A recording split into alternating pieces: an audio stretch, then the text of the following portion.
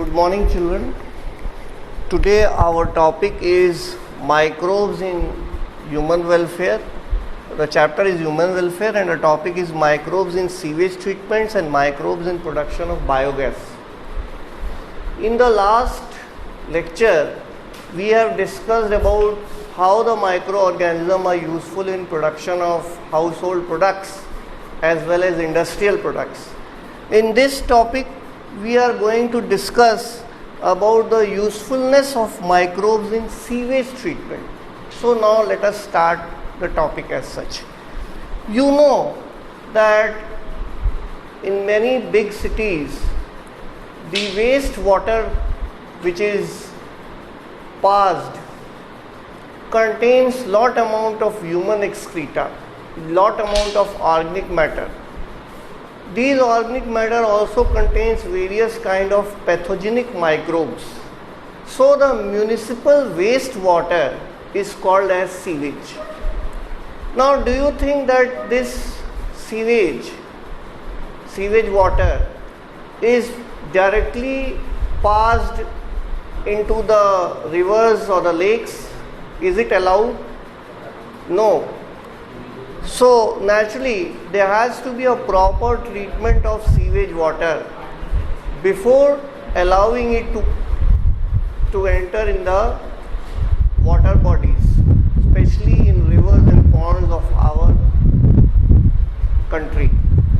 So naturally this water has to be treated to make it less poisonous. Now this treatment can be with the help of STPs. Now these are sewage treatment plants which have been created in order to treat the wastewater containing lot amount of organic matter as well as pathogenic or microorganisms in order to make it less poisonous. Now how is the water treated? This question arises. Now let us look at how this process is done. Now firstly, there are two steps in this process. First is called as primary treatment,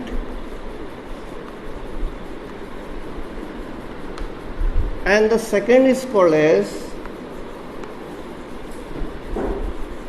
secondary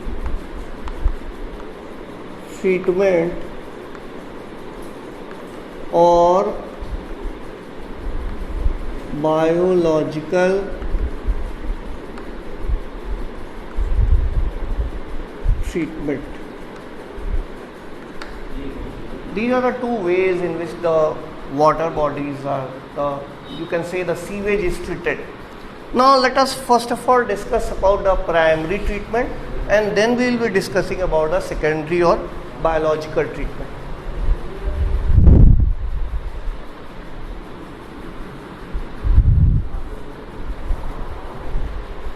Now the primary treatment consists of two steps. First is sequential treatment, sequential filtration,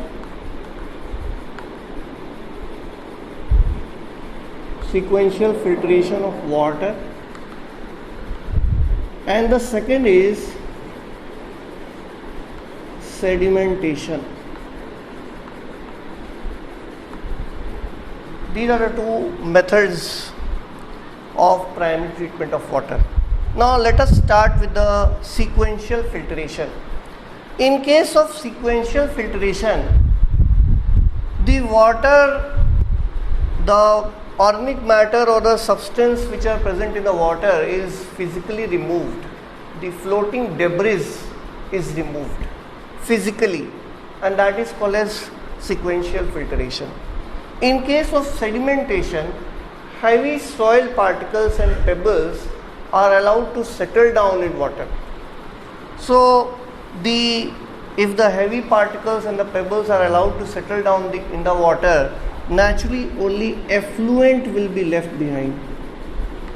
effluent, or you can say supernatant.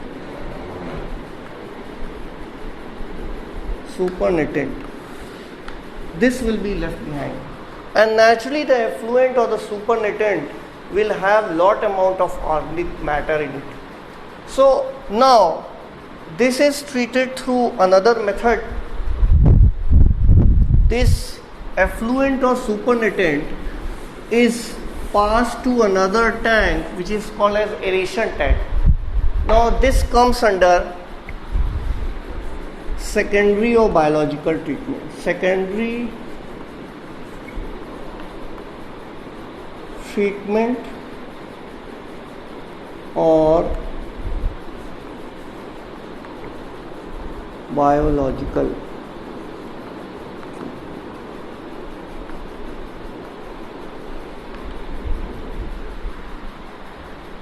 After the primary treatment, in which the lighter particles are physically either removed or the heavier particles are made to settle down in the process called as sedimentation, the effluent which is left behind is passed to another tank which is called as aeration tank, and from here the secondary treatment or biological treatment begins.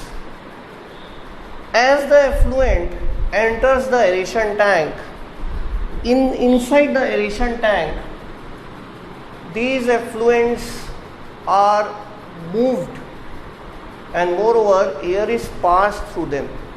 With the help of impellers, these effluents are moved and air is passed into them, and after some time in this effluent, certain bacteria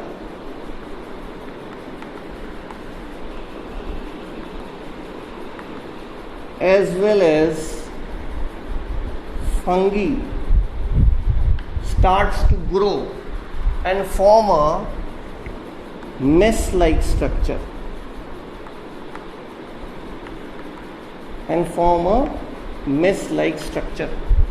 This is called as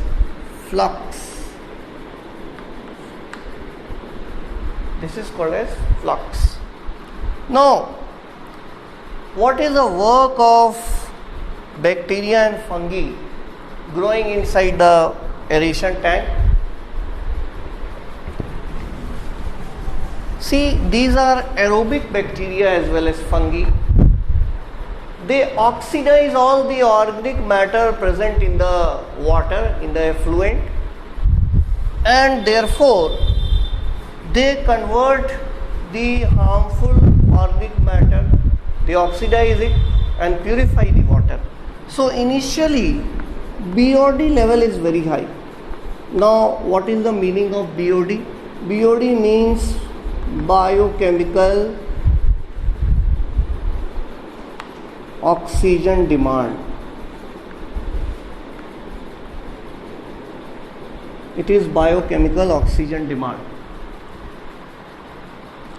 Now this means that amount of oxygen required by the microorganism in 1 liter of water to convert all the organic matter present in the 1 liter water, you can say to oxidize all the organic matter present in 1 liter of water is called as BOD. That is, if in 1 liter of water all the organic matters which are present are actually consumed by the bacteria in it, and the amount of oxygen required in this process is called as BOD. So naturally, if the organic matter is more, the amount of oxygen required by the aerobic microorganism in order to oxidize these organic matter will be more. So initially, as the effluent is present in the aeration tank, the level of BOD is very high.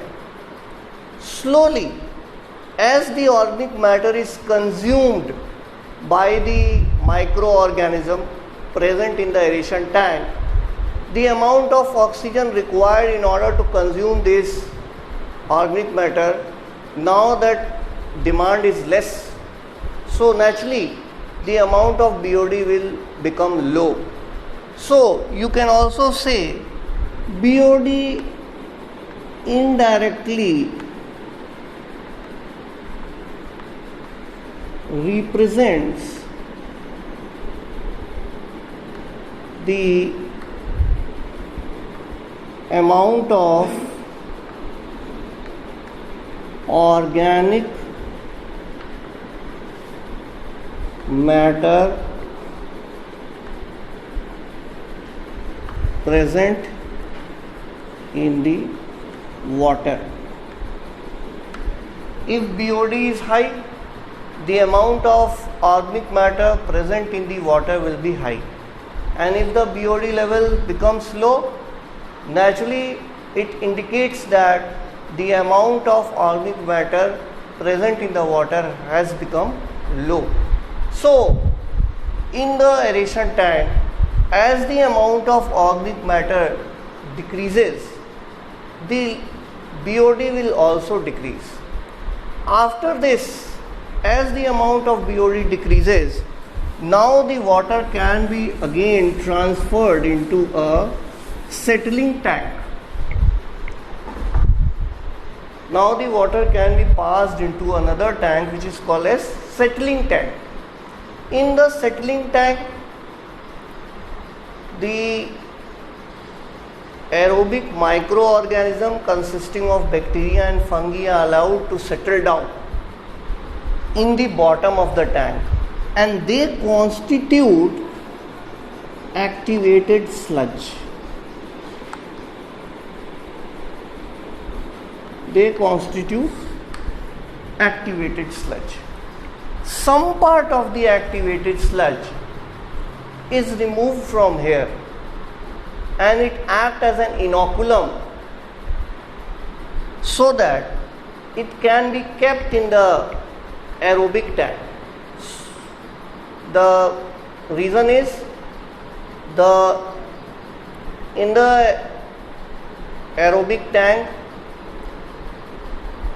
the process which was going on to consume the organic matter in the aerobic tank should continue. So some part of the activated sludge is removed from here and kept in the aerobic tank, which we have discussed earlier in the secondary treatment or biological treatment. So from here it is removed and kept over there. Now the activated sludge, the remaining activated sludge is passed to another tank which is called as anaerobic sludge digester. It is passed to another tank which is called as anaerobic sludge digester. In the anaerobic sludge digester, anaerobic microorganisms are present, such as methanobacterium.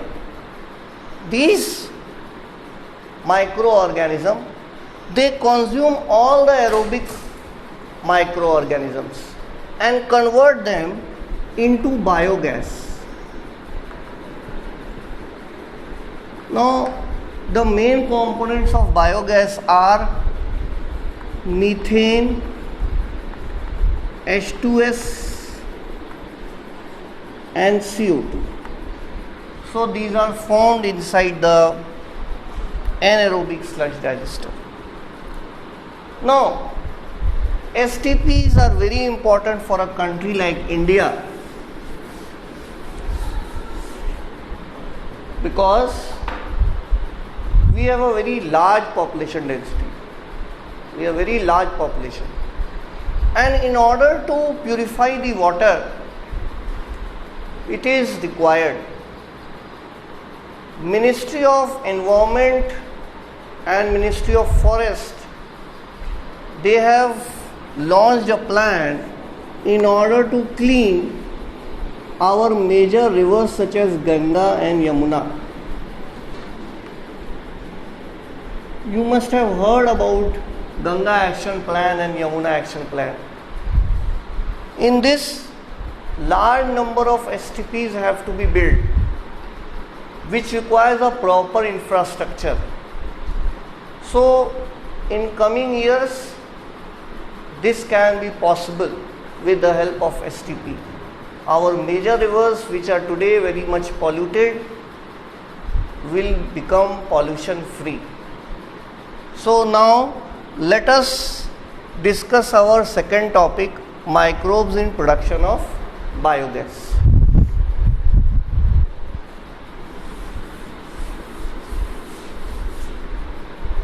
Let us talk about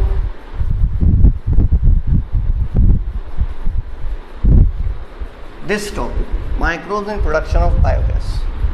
See, the type of gases released during the fermentation was mainly carbon dioxide. So it actually depends upon the organic matter on which the bacteria acts, on which the microorganism acts. In case of cheese, the fermentation produced carbon dioxide as a major component. But this can be other than carbon dioxide. For example, in case of plants, microorganisms which act, they produce a lot amount of methane, H2S and carbon dioxide. Now, in case of rumen of cattle, many kinds of bacteria are present which are called as methanogens.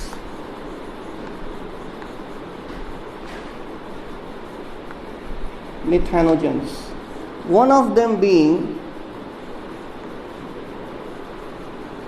methanobacterium.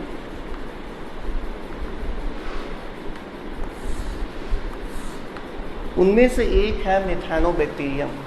Not only this is present in the rumen of the cattle, they are also present in anaerobic sludge digester. Also present in anaerobic sludge digester. See, you have heard this term anaerobic sludge digester, as I have already told you it is a part of STP. So here these kinds of bacteria are present which are able to produce biogas. Now let us talk about the components of biogas plant. Biogas plant is also called as gobar gas plant because gobar, animal dung, which is found in villages, is very commonly found, and so biogas plant can be very well established in villages, in rural areas as such.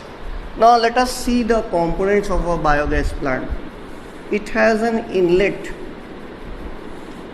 or concrete tank,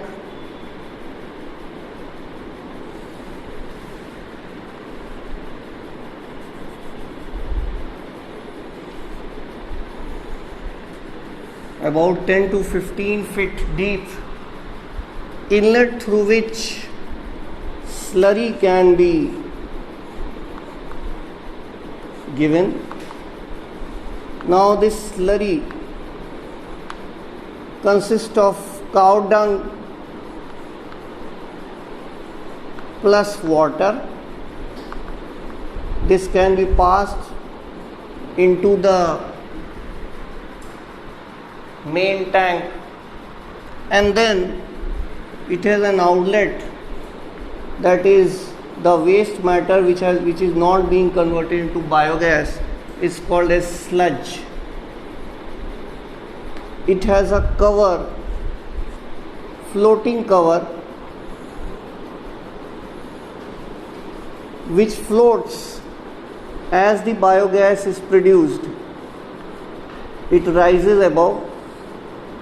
Now the floating cover is connected to the pipe which is connected to the houses to provide biogas. Now this is the concrete tank, 10 to 15 feet deep. This is the floating cover. Now slurry or a dung, from here it is passed to inside the tank. In about 50 to 60 days, the anaerobic microorganisms such as methanobacterium, they convert all this slurry, dung plus water, to biogas.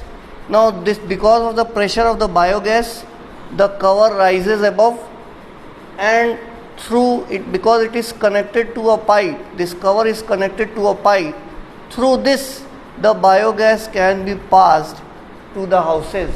Now biogas is used for cooking and lighting purpose. So naturally it can solve the problem of rural areas, because as you know, the energy which is available to the rural areas in form of electricity is very less in our country. So it can solve the problems of energy as such. For cooking and lighting purpose it can be used very easily. It is an inflammable gas. Efficiency is very high.